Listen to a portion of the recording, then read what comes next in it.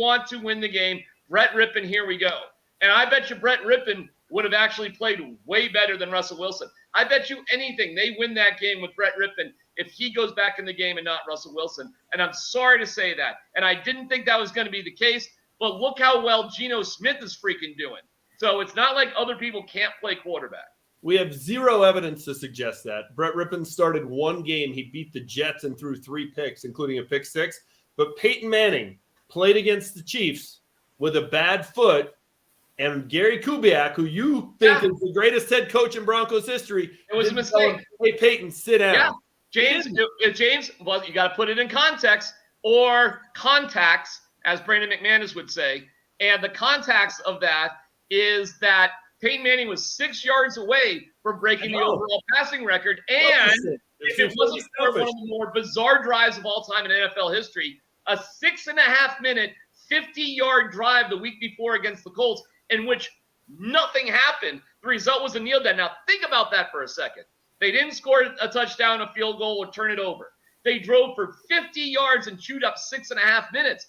The only reason that happened, by the way, is that Akeem Talib, who we love, would do dumb things, and he did the Three Stooges, eyes, fingers to the eyes, got a 15-yard penalty, and that allowed the Colts to break it down.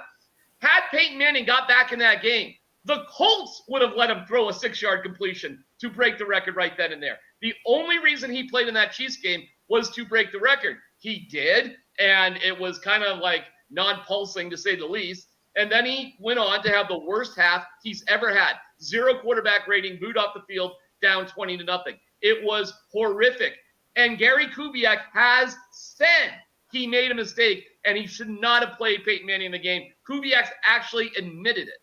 Okay, well, let's ask our Broncos insider, Andrew Mason, who's going to hop in here because he's also a loser for our Survivor pool. Mace, who would you rather finished out the game? Would you rather have had Russell Wilson or Brett Rypien? Brett Rypien, but my reasoning is different. If they play Brett Rypien, they probably don't go for it on 4th and 2.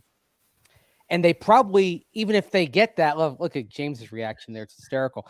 And if they don't, if they get to 4th and 4 from the 15, they probably don't try to throw a freaking touchdown pass when you actually don't want a touchdown. You want a first down to end the game. So my theory is if Brett Rypien had been in there, they would have probably not gone for it on that 4th and 2.